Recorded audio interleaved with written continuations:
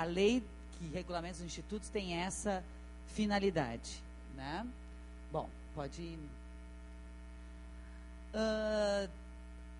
Nos meus estudos também, porque a minha área de pesquisa é currículo integrado, o que eu tenho pesquisado, né? Claro que agora, como gestora, a gente tem que, né, trabalhar, agora, principalmente com os cortes de diárias e passagens, é ver isso para os projetos, enfim, né? Mas o meu campo de pesquisa é currículo integrado. E eu tenho lido e escrito sobre isso, que eu acredito que a formação geral, e eu sou da história, né, a minha formação de licenciatura é história, a formação geral ela precisa potencializar a formação profissional. Então, o curso de ensino médio integrado, o PROEJA, então alguém que vai dar aula de matemática, sendo um curso de administração, PROEJA em administração, por exemplo, técnico em administração PROEJA, né? O professor de matemática, ele vai ter que pensar claro que ele vai dar o conteúdo que é de ensino médio, mas sempre vinculado às questões, enfim, de orçamento, de como é que se administra, sempre vai ser essa preocupação. Na literatura, é evidente que não é matar um currículo. O que literatura tem relação com a administração? Não, nós temos um repertório que o José Saramago, né? O grande escritor português. Toda a formação dele de educação de ensino médio foi no Liceu de Artes e Ofícios. O Saramago foi aluno de escola técnica e depois um grande escritor, né? Então, quando a gente investe em educação, a gente não, esse sujeito fez eletrotécnica, ele vai ser um eletrotécnico, né? Claro que é para isso o curso, mas tudo que uma escola pode, então, tendo rádio, então, toda a ideia, ainda mais que tem tecnologia, né? Então, ter uma rádio possível dos estudantes, trabalhar com vídeo, clubes de literatura, né? Então, mas sempre com uma relação com o mundo do trabalho.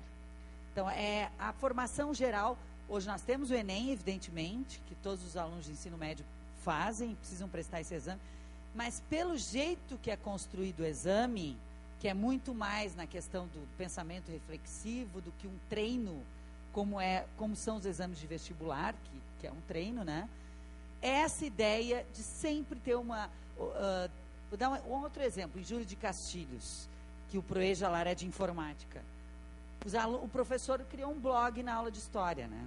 Fez um blog já na aula de história, em que os alunos colocavam as suas produções, porque percebeu que os alunos tinham necessidade de ficar no laboratório, tinham necessidade. Então, assim, bom, se usa um instrumental, que é hoje blog, que também é algo banal, tem pessoas que têm não sei quantos blogs, não sei quantos grupos de convivência, não sei quantos, né? Que hoje são ferramentas aí da informática, de relacionamento, de informação, ele usou para suas aulas de história enquanto um recurso pedagógico, né? Que, claro, que tinha relação com o curso de informática, já no primeiro semestre, né? E aí eu coloco nessa lâmina, isso que eu estou falando para vocês, que quando a gente pensa um curso, evidentemente a gente pensa nos sujeitos que vão fazer esse curso, nos alunos, né? Evidentemente. E aí, que acesso esses alunos têm ao curso, né? Então, pensar as formas de acesso, desde as licenciaturas, se é uma licenciatura em matemática, e vocês têm os campi, como é que dá para fazer uma relação com o governo estadual, com os governos municipais, desses professores bons que estão atuando com uma licenciatura curta, ou com esquema 1 e que precisam da licenciatura plena? Como é que dá para fazer a formação desse professor da licenciatura em exercício, né? Ele já está em exercício, ele já é um professor de matemática, um professor de geografia, e não tem a licenciatura plena, né? Então, desde a licenciatura até o curso técnico, né? E aí eu coloco as formas inclusivas. Muitas vezes exigir que, por exemplo, um PROEJA, internet, né? Que o aluno faça pela internet a sua inscrição. Se a escola não disponibiliza vários, né? Enfim, várias CPUs lá para os alunos poderem fazer com acesso à internet, né? Por exemplo, se o município não tem uma banda larga, é tudo internet de escada, quer dizer, será que a forma inclusiva é fazer pela internet o acesso a esse curso, né? Que é um curso para jovens e adultos trabalhadores, né? Da mesma forma, a prova.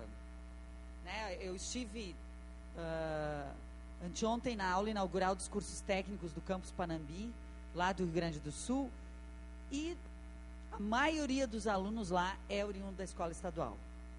A grande maioria dos alunos do subsequente deles é de escola estadual. E eles fizeram uma prova envolvendo matemática, português, biologia, história. Eles fizeram um vestibularzão e conseguiram, mesmo nesse vestibularzão, nos cursos subsequentes deles, a maioria dos alunos de escola estadual. Ótimo.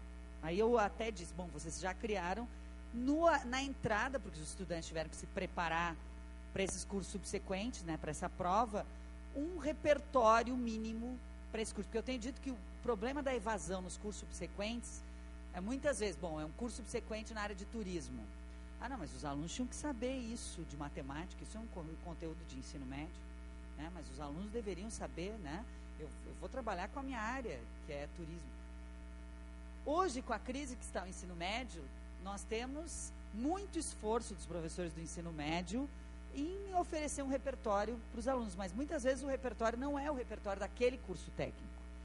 E o aluno vai para o subsequente e, né, leva a pau, né, não entende nada. Chega nas primeiras aulas, não entende o que o professor está falando, e o professor diz, não, mas isso é um conteúdo de ensino médio. Não, isso é um conteúdo de repertório para aquele curso, principalmente. Pode ser de ensino médio, mas ele é desse, então, ou prevê, como fez Panambi, uma prova de seleção, e que bom que entraram os alunos da rede estadual e se prepararam, ou então um ciclo básico com esse repertório para poder, eu não gosto muito desse termo, mas é um termo que é o tal do nivelamento dos alunos, porque eu acho que a gente nunca nivela ninguém, todos nós somos diferentes, mas enfim, pelo menos os alunos, bom, é regra de 3 desse jeito, enfim, não, é mais o sistema, né, enfim, a geometria em função do curso de edificações, sei lá. O repertório mínimo daquele curso que é de ensino médio, e que o aluno vai ter que dominar, né? Então, ou saber um paquímetro, um micrômetro, vai ter que mexer com isso.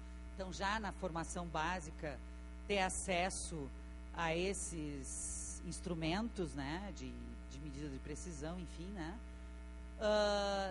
De uma forma de ter um repertório básico para que não ocorra evasão, né? Porque é uma preocupação que o PROEJA trouxe para a rede federal, né? O PROEJA, desde que se coloca em 2005, discute evasão, e aí lá no Rio Grande do Sul o pessoal do subsequente dizia, mas sempre teve evasão na educação profissional. Os nossos cursos subsequentes sempre tiveram muita evasão. A gente não pode naturalizar a evasão, de jeito nenhum.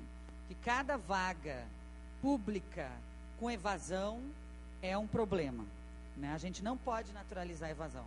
Tem que ser uma preocupação. E esse tipo de justificativa, que é muito boa para professor, né? Ah, ele desistiu porque o horário de trabalho dele não combinava. Se preocupem com isso, porque muitas vezes o estudante, ele utiliza isso porque ele não consegue dizer, eu não acompanhei as aulas. Eu não consegui acompanhar. E muitas vezes é um estudante trabalhador do noturno, né? Ele vai continuar trabalhando, enfim, ele faz todo um sacrifício para se deslocar até a escola, o transporte, ficar 2 horas trancado no trânsito, até chegar à escola, não janta e tal, e ainda não acompanha a aula, né? Então, desiste, né? E eu coloquei ali clubes de leitura, daí literatura, os centros de idiomas, que hoje com a Copa do Mundo e com as Olimpíadas está muito em discussão do Brasil ter o inglês, né? Mas só que para nós da educação profissional, o inglês instrumental é obrigação de todos os cursos, né? E aí a ideia de criar centros de idioma, núcleos de idioma, por exemplo, lá no Rio Grande do Sul, o italiano e o alemão são idiomas, e o espanhol, evidentemente, pela relação ali com prata, né? Que precisam ser colocados, mas o inglês como uma língua aí que todos os manuais, enfim, a maioria dos manuais são em inglês, né? Então, o inglês instrumental e os centros de idioma, e aí nós temos hoje as pró-reitorias de extensão, né? Então, vincular as pró-reitorias de extensão, abrir para a comunidade, né? Um outro desafio que eu vejo aqui foi falado da iniciação científica, e vocês vão discutir o PIBID no sábado, né? Que eu vi na programação, mas a iniciação científica junto ao ensino médio. Então, junto ao PROEJA, junto ao ensino médio integrado e junto aos subsequentes também, junto ao curso técnico. Hoje nós estamos, tanto que uma das minhas agendas lá na CETEC é com o INPI, né, que é em função da proteção da propriedade intelectual, é uma discussão que a rede está fazendo agora, iniciou na gestão do professor Luiz Caldas e eu vou dar continuidade, né. Então, a proteção da propriedade intelectual e a regulamentação das patentes, né, que tem todo um processo para isso, que alguns institutos já faziam, enfim, alguns antigos Cefetes faziam, outros não, mas que é da questão da tecnologia, né? Então, nós precisamos investir na iniciação científica junto ao ensino médio e aí a proteção intelectual, né? A articulação com as redes municipais e estaduais de educação, então, na oferta dos cursos FIC, da formação inicial e continuada, então, parceria com a rede municipal para oferecer educação fundamental, né? Também a alfabetização, por exemplo, na área da pesca, nós temos ainda muitos trabalhadores analfabetos, então, parceria com as redes municipais e estaduais de educação e também para a formação de professores. Eu falava aqui nas licenciaturas, mas no pós-graduação, porque hoje os institutos estão oferecendo muita especialização para professores, né?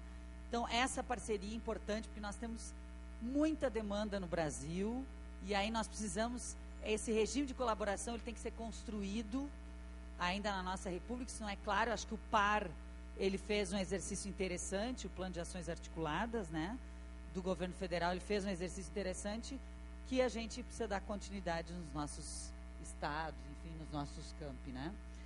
E a perspectiva da educação continuada, né, hoje é isso, a Europa, em função do envelhecimento da sua população, a América do Norte também, nós na América Latina temos uma população muito jovem, mas precisamos, principalmente na formação profissional, pensar sobre isso. A formação ao longo da vida e como é que a gente faz isso junto com os empresários, então também a contrapartida.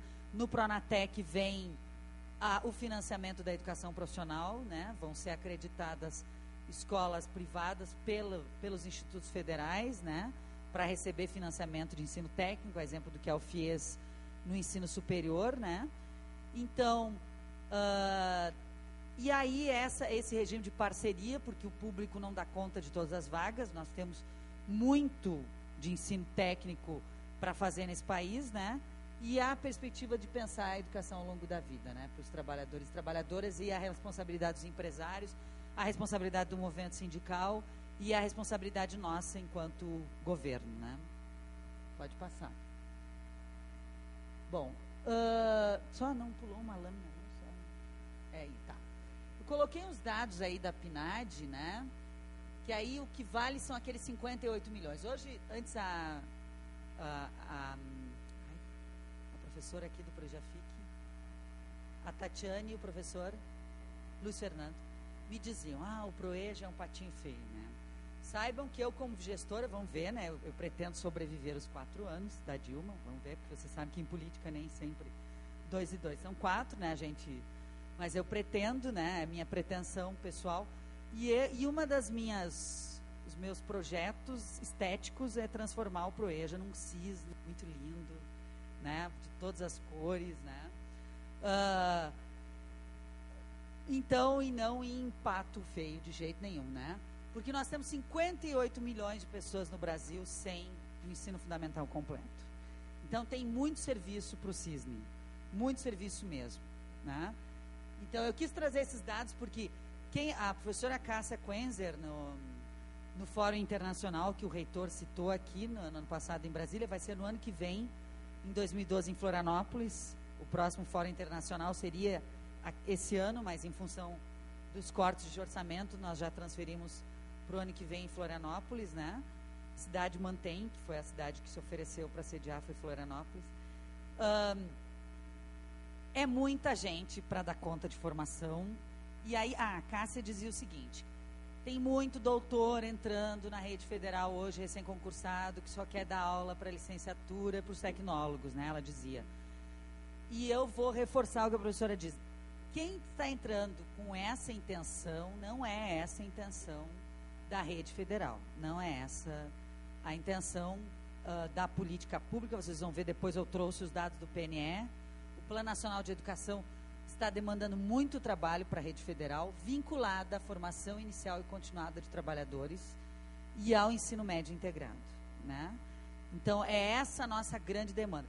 Daqui a 100 anos, a gente pode estar vendo que é só tecnólogo a nossa, mas vai ter muito chão ainda pela frente, tem muito trabalhador para a gente formar e para a gente dizer que é a nossa obrigação, né? E aí é fazer, como eu dizia, fazer pesquisa com esses trabalhadores, sim, os núcleos de tecnologia. Quais campi aqui que tem núcleos de tecnologia? Tem algum com os NITs? Tem alguns? Fala aí, vai. Quem é que tem núcleos de tecnologia? Guarulhos, São Paulo tem. Oi? Tá certo. Não, é que os núcleos de tecnologia foi um edital do período da diretoria do professor Luiz Caldas, que infelizmente teve problema na descentralização dos recursos, e tanto que esse edital nós vamos olhar com muito carinho, né? Mesmo com corte do orçamento, porque foi descentralizado muito tarde, em dezembro, para os NITs poderem se estruturar. Que são os núcleos de tecnologia, que foi aberto um edital para a rede, né? E houveram 40 candidaturas, 40 núcleos de tecnologia. Que a nossa ideia é vincular os NITs à rede Certifique, né? Essa é a nossa ideia. E esse ano o prêmio vai ser o Prêmio Nacional de Tecnologia e Inovação. O prêmio antes do ensino técnico, que até o ano passado era e nós já estamos com a parceria com o Ministério da Agricultura, com o SEBRAE, né, e com o Ministério do Trabalho, né? Vai ser Prêmio Nacional de Tecnologia e Inovação, e o prêmio vai ser para bolsas de pesquisa, para professores e para alunos. O prêmio vai ser esse, não vai ser mais prêmio em dinheiro. Nós vamos dar bolsas de pesquisa. Então, a nossa ideia com o Prêmio de Tecnologia e Inovação, que tem SEBRAE, Ministério da Agricultura, Ministério do Trabalho como parceiros, é investir na pesquisa dentro da rede federal, da rede estadual, de educação profissional, das redes públicas de educação profissional, né? Então, vocês têm ali que é muita gente, né? 58 milhões que não tem o ensino fundamental completo, né? E aí tem muitos cursos ainda da época do Planfor, do Ministério do Trabalho. Esses trabalhadores muitas vezes colecionam cursos, né, de formação rápida, mas sem a escolarização fica muito complicado para eles conseguirem, e aí a perspectiva de um ensino técnico, né, de nível médio é muito complicado para esses trabalhadores, né? E ali vocês têm, o brasileiro ainda passa menos tempo na escola do que deveria, pensando em todas as pesquisas internacionais em relação à educação, né? São em média 7 anos, né, e 2 meses, enfim, de um mínimo de 9 anos, que é o ensino fundamental obrigatório, né, atualmente. E se foram considerados o ensino infantil, médio, profissionalizante ou superior, o tempo ideal, pensando no que se discute internacionalmente, seria quase 20 anos. Que um sujeito hoje na Europa com desemprego estrutural, cada vez mais os estágios, em função de não ter ocupação para todos, né? Então, 20 anos na escola, a gente não consegue ter os 9 anos do ensino fundamental no Brasil, né? Pode passar. Bom, eu coloquei esse título, a educação profissional constitui o trabalho e o trabalhador, para nós percebermos a nossa responsabilidade, né? Então, é evidente, isso já vários estudiosos já falaram, eu só vou repetir, que nunca a escola acompanha o desenvolvimento tecnológico que está aí no mercado. Então, a escola tem torno CNC, mas nunca vai ser o torno que está lá na empresa, né? Então, a escola... Então, o que a escola tem de mais caro que aí que o mercado de trabalho não tem e nunca vai ter? A formação integral desse sujeito, né? Formação integral. Então, a escola, ela precisa, claro, ter o repertório, então, ter os equipamentos. Antes o reitor falava aqui, hoje nós conseguimos ter condição de excelência, que todos os novos campi têm laboratórios, tem, né, tá aí orçado o valor da expansão, né? Lá em Panambi, por exemplo, todas as salas de aula têm ar-condicionado do campus novo lá de Panambi, que já dei aula no estado. Eu sou oriunda do magistério, né? Fiz magistério, fiz educação profissional para ser professora. Então, fiz magistério, fui professora estadual lá no Rio Grande do Sul. Aí eu vi que todas as salas de aula têm ar-condicionado, isso aí é, nossa, né? Então, a gente conseguiu ter na expansão um regime de excelência, então laboratórios, nenhuma nova unidade existe sem laboratório, porque educação profissional de fato é caro, né? De fato é muito caro. Então, ela forja o trabalho, quer dizer, isso que esse sujeito vai lá para o mercado demonstrar, mas também o trabalhador. Então, a exigência de estágios, né? Então, o campo de estágio, a vinculação já logo com campo de estágio, com laboratório de pesquisa com o professor, né? E só uma pesquisa da Elizabeth Zardo Búrigo, que é uma colega lá da... fez aqui, ela fez aqui na Unicamp o doutorado dela, e a nossa colega lá da URGS, ela fez com 2 escolas estaduais do PROEP, da época do PROEP, né? Então, ela foi também ver a absorção no mercado de trabalho desses estudantes. E foi muito interessante que ela ouviu do pessoal dos recursos humanos, olha, a gente pede uma lista de 10 estudantes, antes a gente empregava o primeiro, o segundo e o terceiro da lista. Mas, com o tempo, era um sujeito que não sabia trabalhar em grupo, era um sujeito que chegava e dizia, eu sei fazer, e não sabia fazer, né? Eles começaram, até empregamos o primeiro, o segundo e o terceiro da lista da escola, mas começamos a ter um olhar mais voltado para o quinto, para o sexto, para o sétimo sujeito da lista, que daí eu brinco com a Beth, né, na pesquisa dela, eu digo, bom, é o que sabe colar, é o que sabe fazer cartaz e reivindicar, é o que sabe, né, enfim, é esse sujeito que se relaciona para além do que o professor observa em sala de aula, né.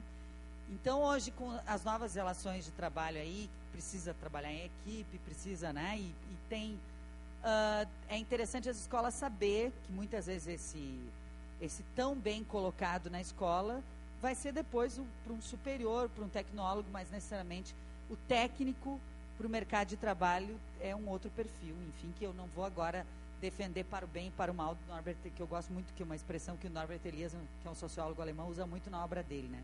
Ele sempre fala para o bem e para o mal, tudo é para o bem e para o mal, então não significa que a escola está formando mal e que nem o mercado de trabalho é o vilão que quer um trabalhador multifuncional e é explorador, enfim, todo um discurso que a gente pode fazer, possa fazer em relação ao mercado. Não, eu acho que a gente ter claro que muitas vezes a escola está formando muito bem, mas que às vezes é o quinto, sexto, na sua opinião, do professor, né, que indica para o estágio, né. Bom, eu gosto de dar esse exemplo para a gente perceber a complexidade que é, né, mas a empresa continua procurando a escola, né.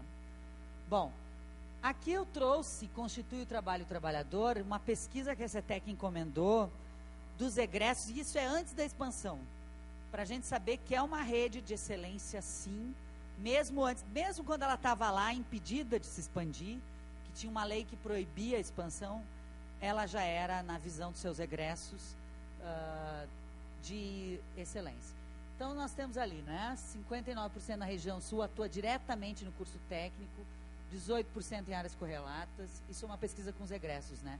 59% satisfeito com sua atividade profissional, 90% satisfeito, muito satisfeito com o aprendizado desenvolvido durante o curso, né?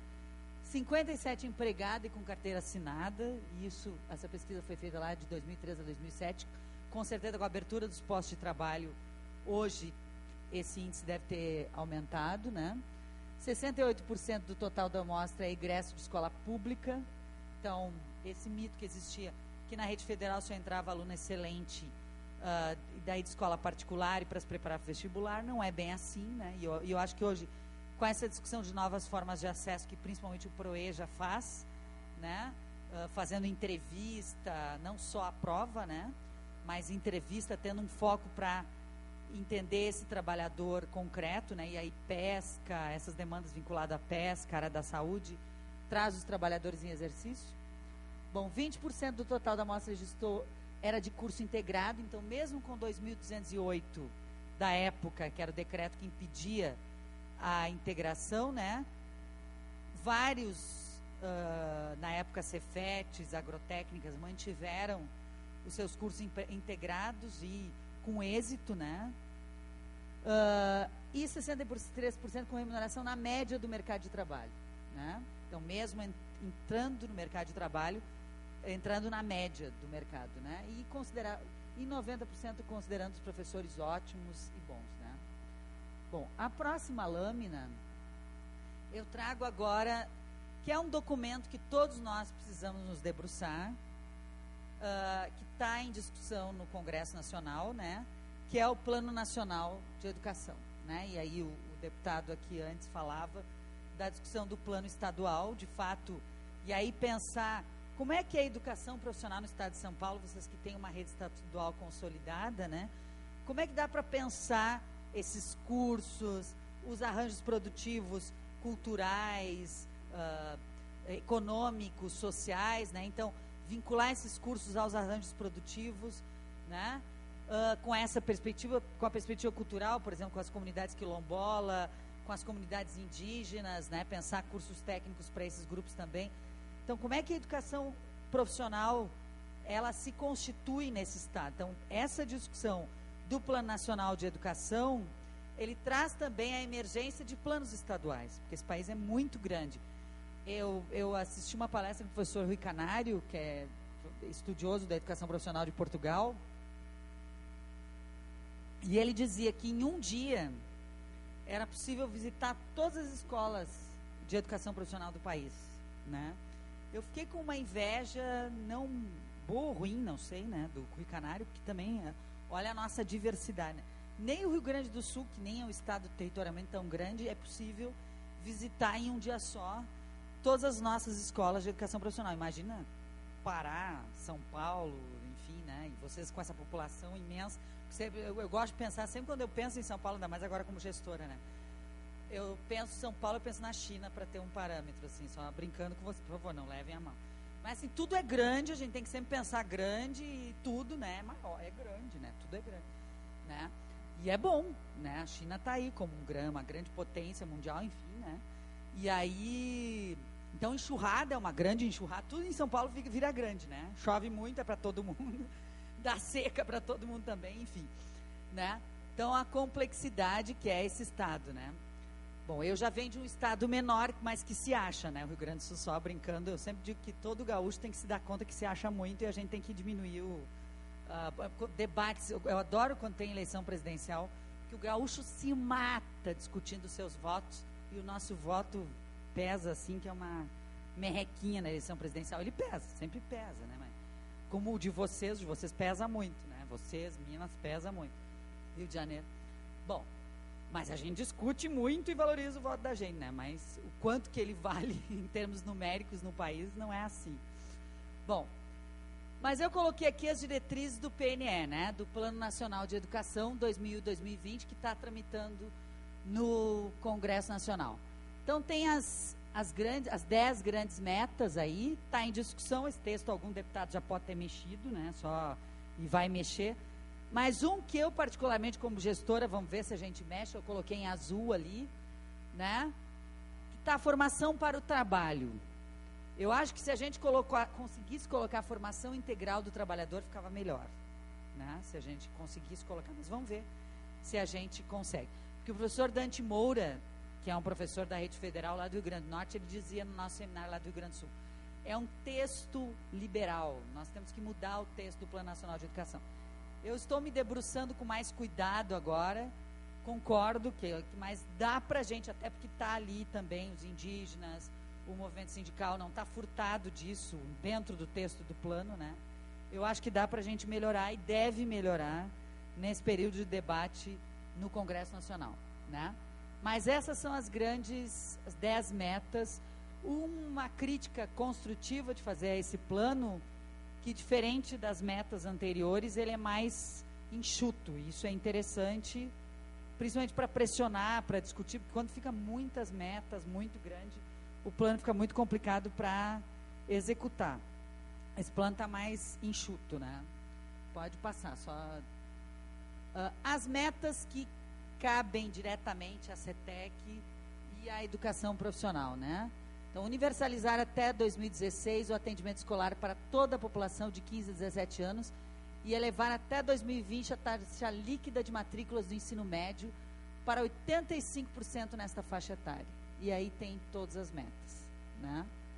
Cada estratégia, tem as estratégias das metas, que eu fiz um recorte das que mais me chamaram a atenção e que eu acho que a gente tem que Volta a questão da concomitância, né, com o ensino médio público, e é uma das discussões, vamos ver como é que vai ficar o texto do Pronatec final, porque o Pronatec é uma demanda da presidenta, saiu da cabeça da presidenta, e agora a gente está trabalhando nesse programa, mas foi a presidenta que demandou, em função do grande apagão aí do ensino técnico, né? Então, a ideia da concomitância com a rede estadual. Então, o estudante fazer o ensino médio de manhã e fazer o curso técnico à tarde em uma escola ou federal ou estadual. Se isso é uma das ideias do Pronatec, como é que vai ficar o texto final da medida provisória, enfim, aí é uma discussão que está sendo feita dentro do Ministério da Educação, dentro do Ministério do Trabalho.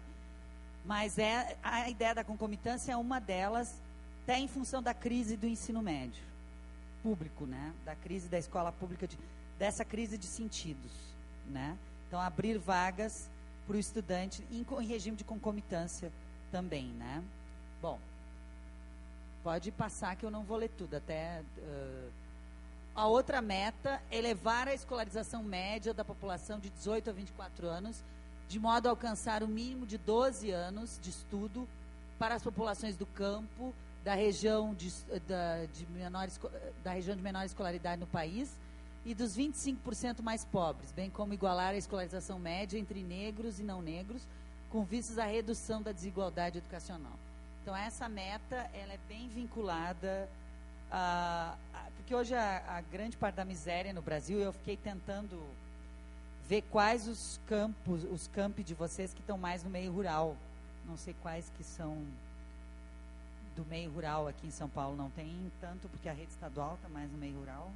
Como é que é? A rede estadual de São Paulo está mais no meio rural. Oi? Tá. Centro Paula Souza, com agroecologia, agronegócio. Não, é que hoje, toda a discussão que se faz para deixar as populações no campo, mesmo no campo, para o não êxodo rural, uma das discussões passa pelo campo da educação técnica, né? É oferecer para esse filho do agricultor um curso técnico vinculado à agropecuária, né? Então, vinculado a essas áreas, para que ele possa desenvolver a sua pequena propriedade, ou possa se vincular a algum sindicato de trabalhador rural, alguma cooperativa de trabalhador rural. Então, pensar em ensino técnico para as áreas rurais é um dos desafios e que essa meta 8 coloca, né, do Plano Nacional de Educação. Tá? Então, de fato, ter uma escola no meio rural que não consiga ter um curso mais vinculado é complicado, né? Então, se é turismo, que seja vinculado ao turismo rural, né? Que hoje no Brasil tem também todo um alcance de mercado, né? O turismo rural, né? Só dou exemplo de um curso que eu vi lá em Panambi. Panambi está com esse curso muito vinculado ao turismo rural, né? Pode passar. A meta 9, elevar a taxa de alfabetização da população com 15 anos ou mais para 93,5% até 2015 e erradicar até 2020 o analfabetismo absoluto e reduzir em 50% a taxa de analfabetismo funcional. Eu não gosto, como pesquisadora da EJA, desse termo erradicar, né? Que ele é um termo que vem da área da saúde, dizendo, vamos erradicar a febre amarela, vamos erradicar, eu não gosto muito. Mas, enfim, é um termo que ficou em relação ao analfabetismo desde as campanhas lá do Miguel Couto, dos anos 40, quando ele dizia que é um sujeito que o Miguel Couto, que é da área da saúde, e o jornalista Casper Liber, ele era aqui de São Paulo, esse jornalista. É o Casper Libero, né, que era daqui. Tem 5 minutos? Tá bem. Na obra da Vanilda Paiva, que ela traz todo esse histórico, né, alfabetização, educação popular e educação de adultos, né, da Vanilda Paiva, ela traz todo esse histórico. Eles chamavam de cancro, né, que o analfabetismo era um cancro da população, quando a gente sabe que o analfabetismo e a baixa escolaridade está vinculada à desigualdade social, né, a esse nosso salário mínimo que não chega a R$ 600, né? Enfim, é isso que vincula a baixa escolarização, né? Então é um problema de desigualdade social, não é? Mas enfim, é o termo que está aí, é um termo que vem também da LDB, da Constituição, a erradicação, enfim, né? Mas está ali. E a meta 10, que é totalmente vinculada à CETEC, né? Oferecer no mínimo 25% das matrículas de educação de jovens e adultos, e aí, ó, olha o cisne aí, ó, na forma integrada da educação profissional, nos anos finais do ensino fundamental e no ensino médio. É uma meta do PNE, né? É uma meta do PNE para a gente cumprir. Pode passar, daí aí está pequenininha as estratégias, eu vou deixar essa apresentação com vocês, vai só para a última lâmina, então, que aí eu coloquei, como é uma meta que é da CETEC, tanto que os meus textos aqui é da discussão que a gente está fazendo enquanto diretoria, das estratégias do cumprimento da meta, né? A meta 12, elevar a taxa bruta de matrículas da educação superior para 50%, a taxa líquida para 33% da população de 18 a 24 anos, assegurando a qualidade da oferta. Então, essa meta entra dentro dos nossos cursos tecnólogos e licenciaturas, enfim, os nossos cursos superiores aí, né? E pode passar, não é a última, é a penúltima. Só aí entra a questão do fomento, como é que faz.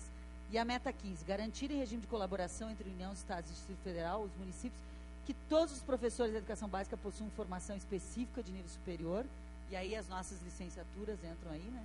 Obtido em cursos de licenciatura na área de conhecimento em que atuam, né? E pode passar, não, agora, aí entra a questão da reforma curricular dos cursos de licenciatura, então toda a discussão das licenciaturas da educação profissional, que daí não é qualquer licenciatura, que quando os institutos federais começam a oferecer licenciatura, é pensando nessa formação para a própria rede, né? Que até então não existia, sempre há o engenheiro que dá aula, é o agrônomo que dá aula, agora a ideia é que tenha a formação, porque é muito difícil ser professor, ensinar é muito difícil, a gente tem que ter uma formação específica para isso, né? E agora sim a outra, só Manuel, que é a questão que foi falado aqui na mesa de abertura, né? O financiamento, então, ampliar progressivamente o investimento público em educação até atingir no mínimo o patamar de 7% do PIB. Então, esse Plano Nacional de Educação coloca o compromisso com 7% do PIB até 2020, e a discussão que o Demerval Saviani, que é um estudioso, é 10%, o deputado aqui colocava também, né? E toda a questão, ó, só diz assim no plano, né? Destinar recursos do Fundo Social, que é o Fundo do Pré-Sal, né? Ao desenvolvimento do ensino, mas é interessante essa mobilização dos estudantes em colocar 50%, porque realmente vai ser muito dinheiro, e aí a sociedade brasileira tem que pressionar e tem que colocar isso no texto do Plano Nacional de Educação, certo? Eu vou abrir para o debate, porque aí...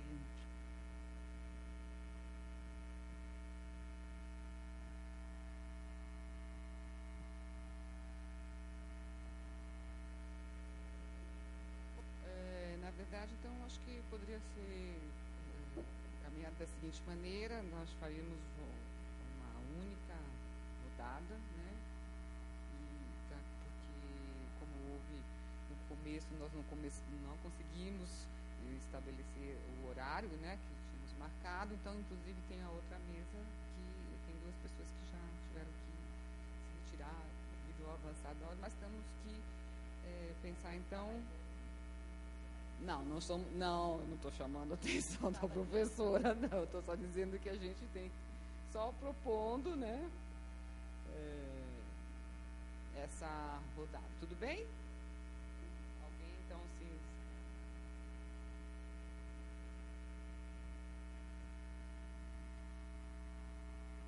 Luiz, professor Vilela.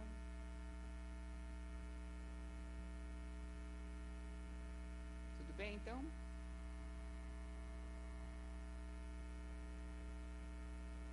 Colocar lá na questão? Ah, sim. Bom, então... encerrar. Eu não sei se eu sei.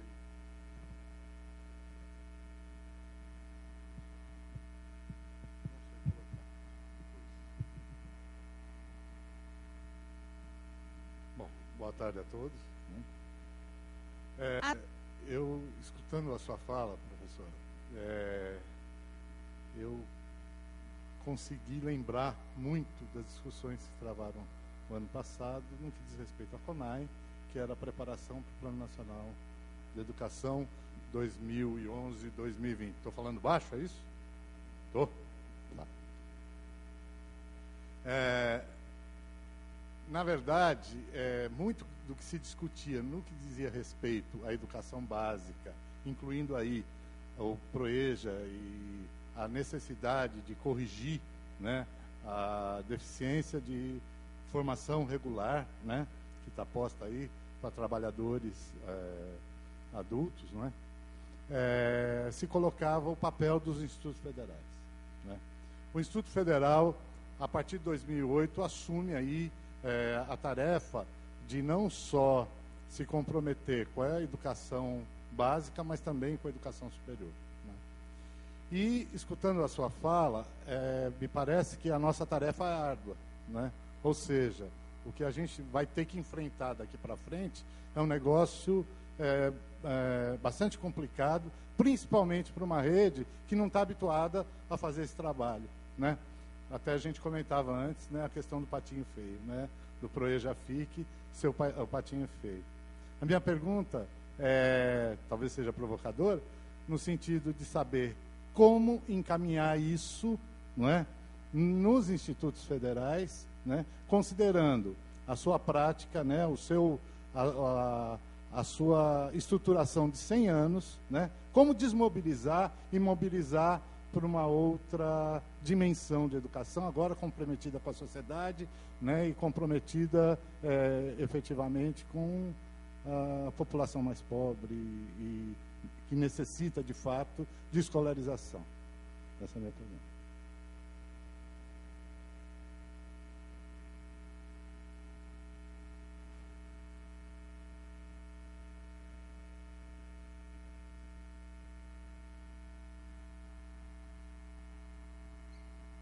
Boa tarde a todos. Sou o professor Vilela, do Campo São Paulo, do Instituto Federal. Assisti à apresentação da senhora com muita atenção.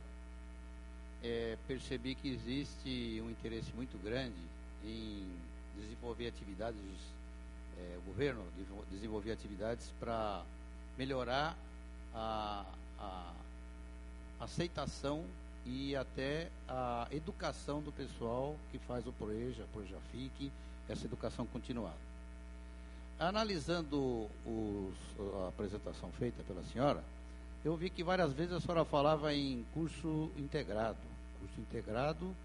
e existe na nossa instituição uma percepção que eu gostaria que, se a senhora pudesse, esclarecesse para a gente, porque o curso integrado, para mim, é uma situação benéfica, uma situação boa, que nós estamos apresentando numa quantidade muito pequena em relação àquilo que a lei determina, que é prioritariamente técnico integrado. E a gente percebe que existem alguns campi que estão oferecendo os cursos concomitantes, até subsequentes. Então, de acordo com a legislação, nós temos a exigência da lei que deveria ser 50% de curso médio técnico integrado. E não é isso que eu tenho visto acontecer com o nascimento desses novos campi, e eu acho que em função até da velocidade que eles vieram. E então, mesmo tendo essas metas que ainda estão tramitando, hoje, o que nós devemos fazer para modificar essa situação de diminuir a quantidade desses cursos concomitantes ou subsequentes, que num histórico da nossa instituição, e talvez até da rede estadual de São Paulo, acho que a evasão e a retenção é muito grande.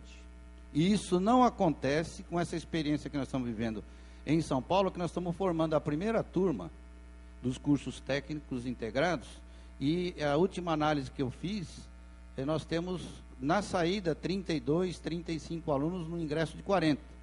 Quando isso não é verdadeiro, nos cursos concomitantes e subsequentes, os índices não tem, mas sei que são bem menores. Nos cursos de tecnologia, onde eu trabalho, onde eu leciono, a evasão e a retenção também é grande, são cursos noturnos, e verifico também que nos cursos de engenharia, que tenho acompanhado os números, os alunos dos quinto e sexto semestre, que são 10 semestres, né? Também nós temos por volta de 30 a 35 alunos. Então, o problema dos cursos concomitantes e subsequentes, eles apresentam um índice de retenção e evasão muito grande. Nós percebemos que no período histórico que isso aconteceu, os alunos frequentavam 2 escolas ou a mesma escola, em 2 períodos. E existia muito gasto, existia muita perda de energia, muito problema de alimentação, e talvez seja esse um dos motivos que não deu certo. Então, gostaria que, se a senhora pudesse, desse uma posição a respeito disso, para eu tirar algumas dúvidas que eu tenho. Muito obrigado.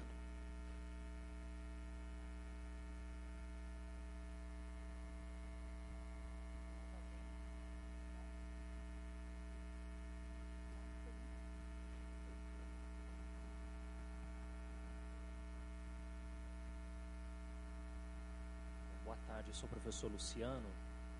Na sua apresentação, até como futura gestora, parece que tem uma ênfase grande dos cursos técnicos, né? Tecnológico, foi falado bastante, licenciatura também. Como esse fórum também discute as engenharias apareciam até a administração passada, vamos dizer, como algo inovador que podia puxar verticalmente o conhecimento um pouco mais profundo, né? Vamos dizer, estreitando o conhecimento, puxando na vertical. Pergunto se isso continua sendo a visão. Obrigado.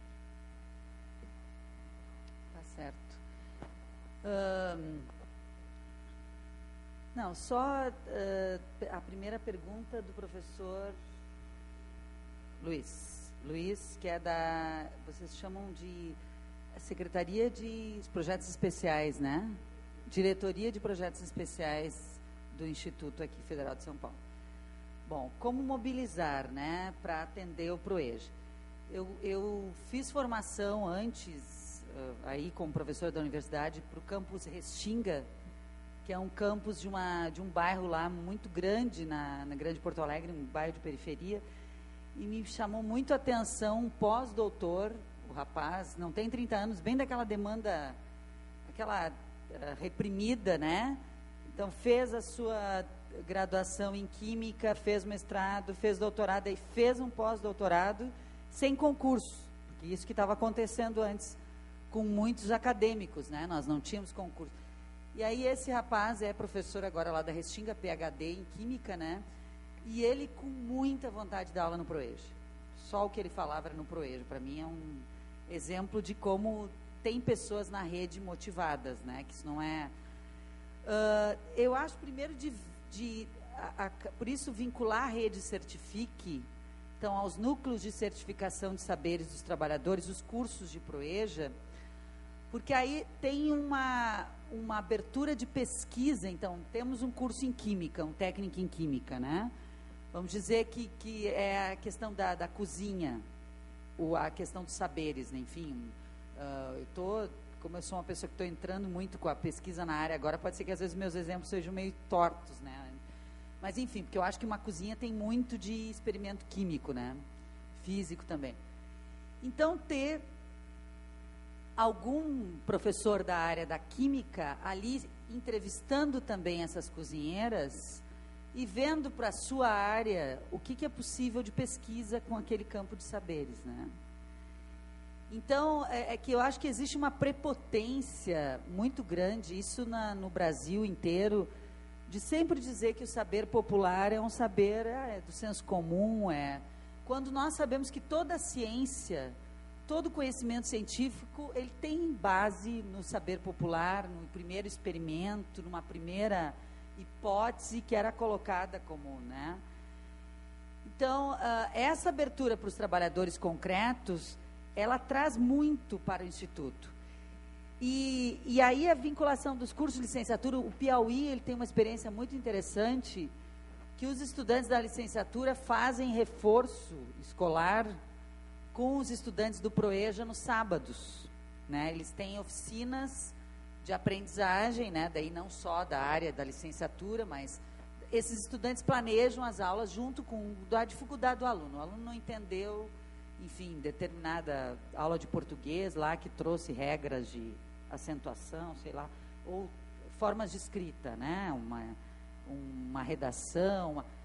o estudante faz uma oficina, claro que ele precisa pesquisar, ele tem orientador para isso, dentro do curso de licenciatura, que contribui, né? Tem um orientador.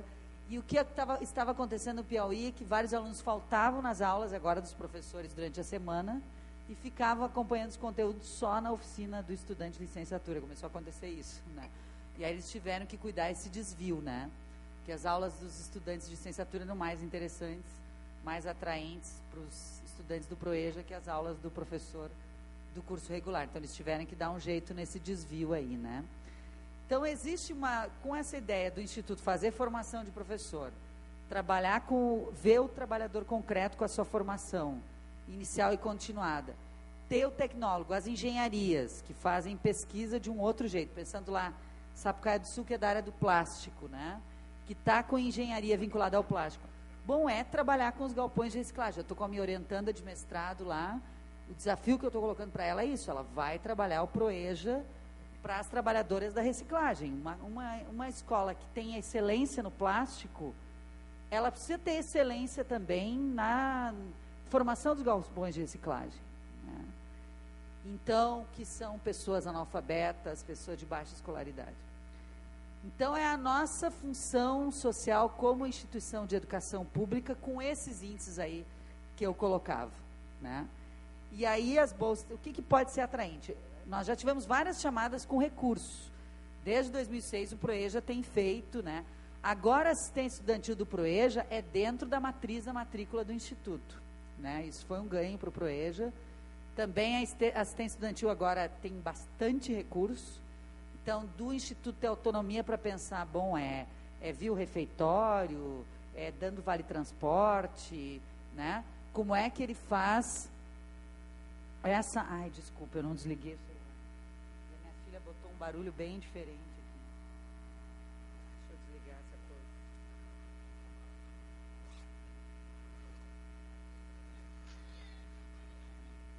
Desculpa, eu esqueci de colocar. Que bom que não tocou antes, quando eu tinha mesa de abertura. Bom, então, já nós tivemos recurso agora para o Proeja FIC de laboratórios, né? O edital colocava a possibilidade de laboratórios vinculados ao Proeja FIC. Infelizmente, muitas instituições devolveram recurso, não conseguiram fazer um empenho desses equipamentos, né? Com o setor de compras, né? Enfim, que a gente agora está estudando para o orçamento de 2011, como é que faz essa triagem. Bom, quem conseguiu implementar turma, fez turma de Proeja FIC, mas teve um problema administrativo de não comprar os equipamentos, como é que a gente faz agora, e compromete o orçamento de 2011, porque é outro orçamento, né, com essa compra, né. Então, é as formas que a gente vê, e nós vemos muito pela pesquisa também, pela pesquisa.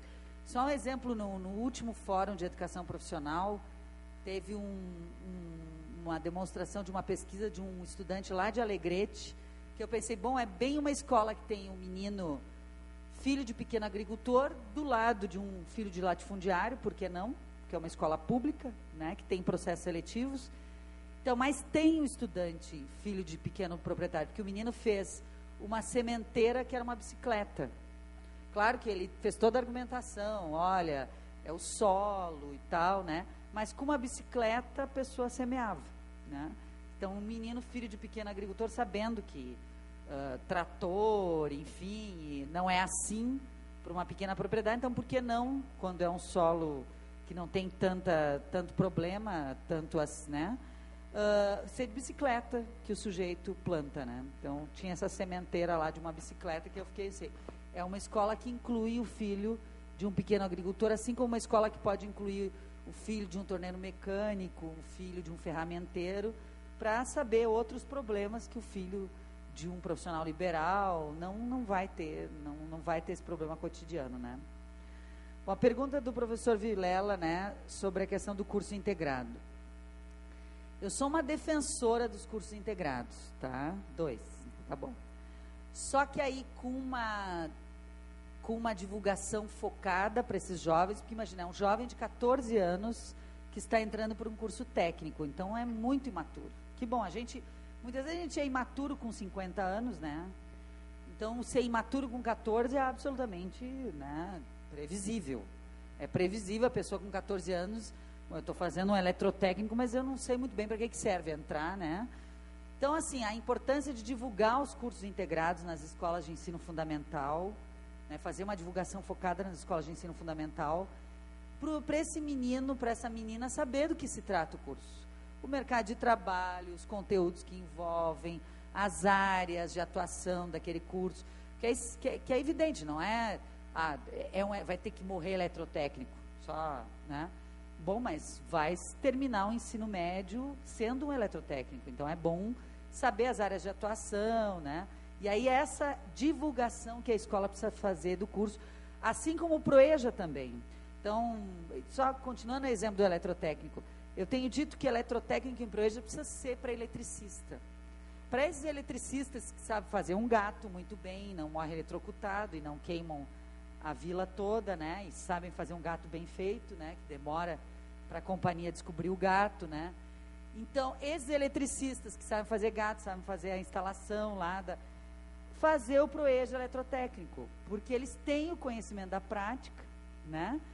Mas não têm aquele conhecimento formal e vão ter facilidade, entre aspas, claro, não significa que eles não vão reprovar e que não vão ter dificuldade nas disciplinas, mas eles vão ter mais facilidade. Por exemplo, quando eu visitei o campus de Roraima, que tinha lá só 2 sobreviventes no Proeja eletrotécnico, e o argumento dos professores, porque é muita física, porque é muito no curso, bom, né, mas então, por que não focar nos eletricistas, que são muitos, que estão por aí, e que não têm o eletrotécnico, e muitas vezes arriscam, né, estão arriscando aí, porque não tem todo o conhecimento possível, não tem licença para estar atuando em tudo que eles fazem também na área, né. Então, eu sou uma defensora dos cursos integrados, mas desde que a escola... Um técnico em química integrada, é interessante ter a licenciatura em química na escola, né, para poder fazer essa relação do que significa o mercado de trabalho para a química vinculada enfim, as indústrias, e hoje, assim, do jeito que está o Brasil, com o gás, com a Petrobras, né, todas as obras do PAC vai envolver muito técnico em química, muito técnico em edificações também, né?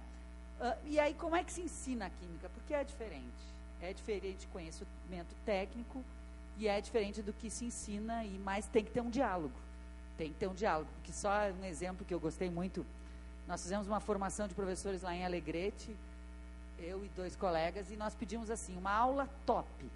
A nossa encomenda foi, porque toda a discussão era avaliação, né? Então, os professores se reuniram e a gente pediu que eles apresentassem uma aula maravilhosa, assim, aquela aula que o professor chega, assim, que um colega meu brinca que é um arroto de Coca-Cola, só, que aula maravilhosa que eu dei, todo mundo entendeu, era um conhecimento importante, né?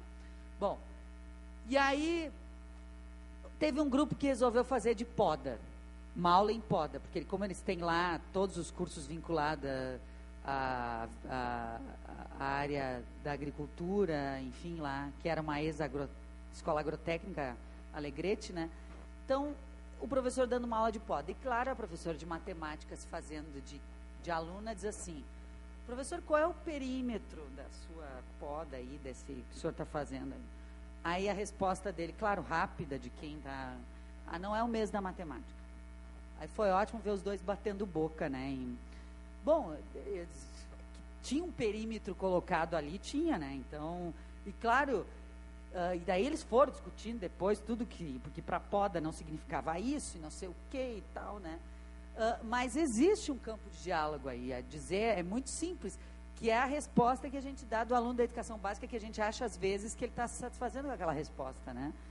E que daí para o aluno da educação superior é mais complicado a gente dar esse tipo de resposta, mas às vezes até dá, né? Isso não é né? Isso é só da matemática.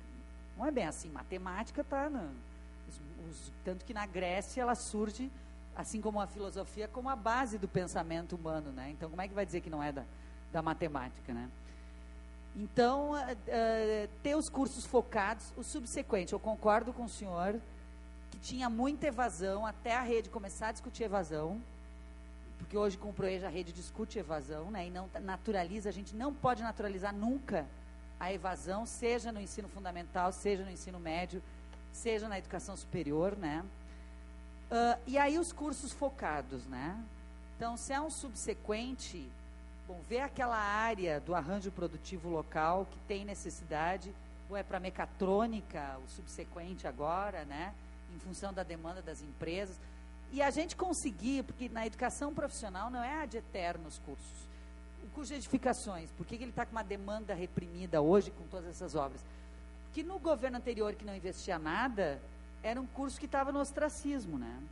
Formavam os técnicos em edificação e não tinham onde empregar, assim como engenheiro civil, né? Engenheiro civil hoje está escolhendo onde trabalhar, né? Mas até bem pouco tempo formava engenheiro civil, ele ficava dando aula de matemática em rede estadual, muitas vezes em contrato temporário, porque ficava desempregado, né?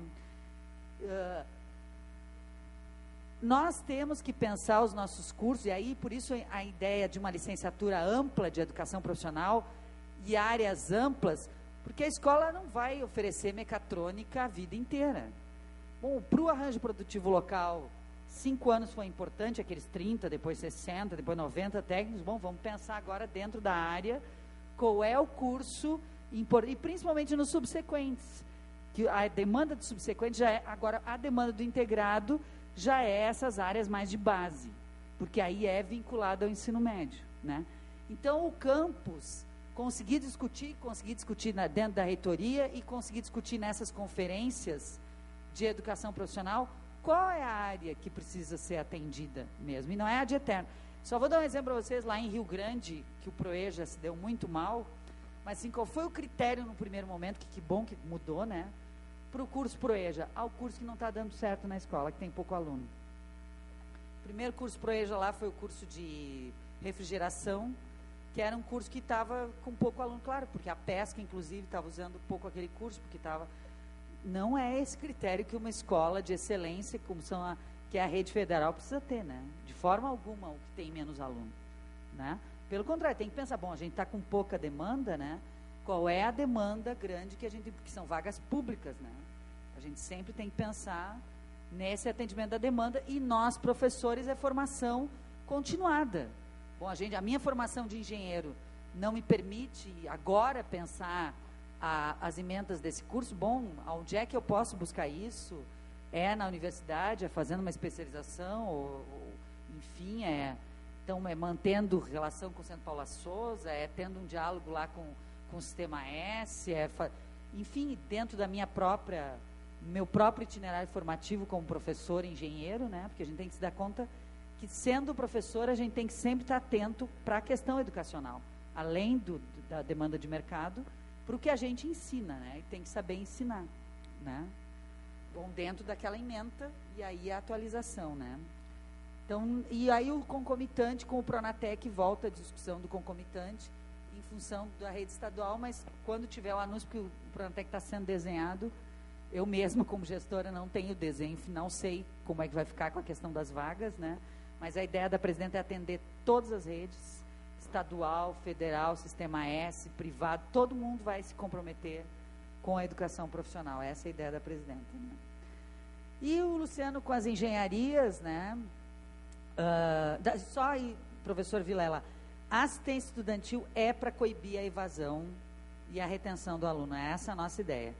Tanto que eu estou defendendo, mas eu tenho que sentar lá com o Marcelo Feres para ver bem como é que a gente coloca, que o SISTEC, que foi um sistema criado para as matrículas da educação profissional como um todo, né, que entra o Sistema S, entra a rede privada, a rede estadual, a ideia nossa é colocar as matrículas vinculadas à assistência estudantil também no SISTEC, para a gente ter controle de quantos alunos são beneficiados com assistência estudantil via refeitório, das refeições.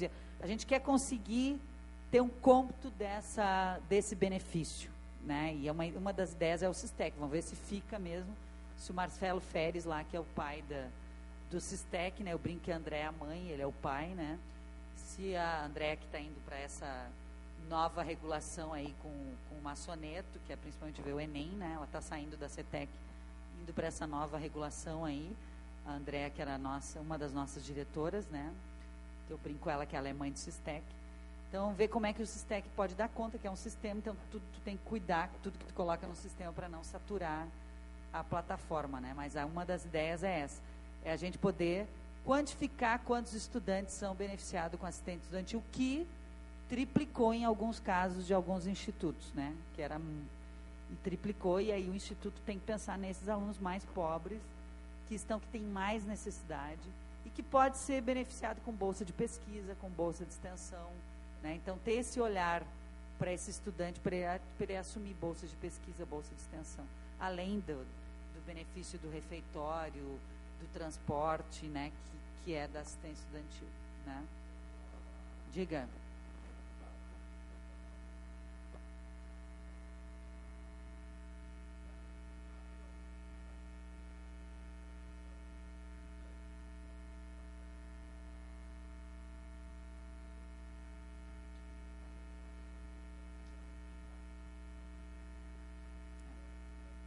O SISTEC mostra isso.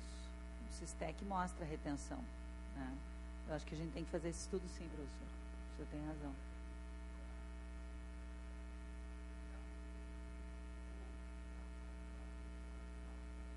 Sim, sim.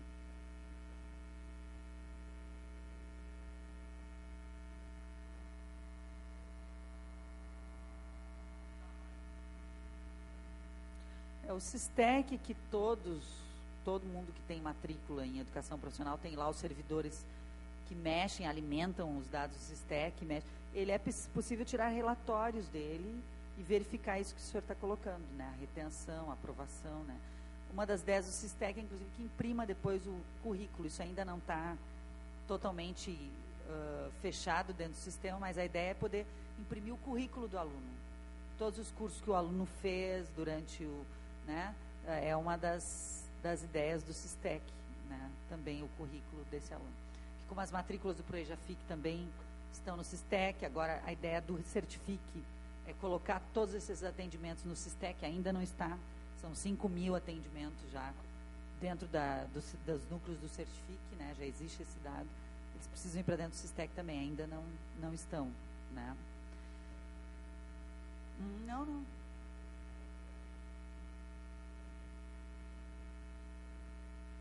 Sim.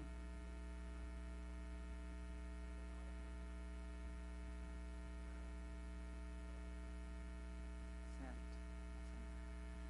Bom, o que o professor Luciano colocou das engenharias, o caráter inovador é de todo mundo, né? Pode ser inovador em educação patrimonial, pensando na minha área de história, né? Em educação patrimonial pode ser inovador na geografia, vocês estão com a licenciatura em geografia. Contudo, eu gosto muito da obra Geografia da Fome, do José de Castro, né? Em que discute tudo que... enfim, que no Brasil, essas áreas de fome, o que foi toda a Revolução Verde, o que trouxe para os alimentos, né? Uma obra bem importante num curso vinculado a alimentos, a obra Geografia da Fome, que foi uma obra proibida no período da ditadura, né? Do José de Castro. Então, a gente tem que ser inovador sempre, né? Isso é o que foi uma fala do reitor aqui, inclusive. Isso é da área da educação. Pensando as engenharias, hoje tem toda uma discussão das engenharias sociais, né? Hoje, por exemplo, o Bolsa Família, quando ele beneficia a mãe, a chefe de família, pensando nas engenharias sociais, né? Que é a mãe que pode até ir beber cachaça, mas ela vai usar o dinheiro do Bolsa Família para comprar comida também, e beber cachaça. Coisa que o pai, muitas vezes, só comprava cachaça. Não estou, por favor, os homens que me... Mas todos, eu que já trabalhei com população desempregada, não adianta, é da nossa condição de, de carregar no útero, não sei, né? Mas que a gente bebe a cachaça, mas compra comida. Os homens, muitas vezes, só bebem a cachaça, né? Então, quando o Bolsa Família coloca para as mulheres o benefício, né? Todas as possibilidades de engenharia social que a gente vai costurando por dentro dos programas sociais também, né? E aí, é evidente que a engenharia tem a obrigação de pesquisa, mas isso são todos os cursos e todas as áreas do conhecimento. E quando se abre um curso de engenharia dentro de um campus, é importante o campus pensar se está dando conta da demanda de educação dos trabalhadores. Eu acho que tem que abrir a engenharia sim, mas tem que ter muita vaga em Proeja, Médio, FIC, e tem que ter lá o seu núcleo do Certifique junto. Até para o engenheiro poder dizer, isso aí nem eu sei. Ouvir um trabalhador concreto e dizer como a gente viu os engenheiros lá do Ministério do Trabalho dizer isso. Isso aí eu não sei, né? Então, meu pai, que foi trabalhador de fábrica 34 anos em São Leopoldo, ele sempre se orgulhava, ele foi metalúrgico 34 anos, com o 3º ano primário, ele sempre chegava em casa muito orgulhoso, sempre quando ele dava a volta num engenheiro mecânico, né? E como era lá nos anos 50, 60, muitos engenheiros italianos que vinham, alemães, e que ainda tinham que ainda ter tradução, né?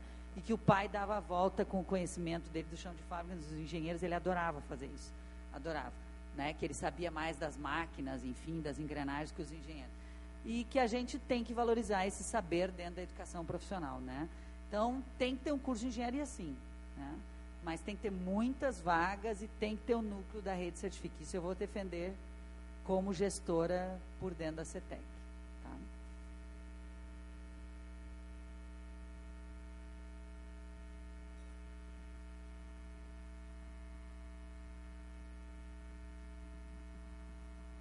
Bom, então, acho que a gente, na encerramento, né, agradece a sua presença, a sua fala. Como faltam são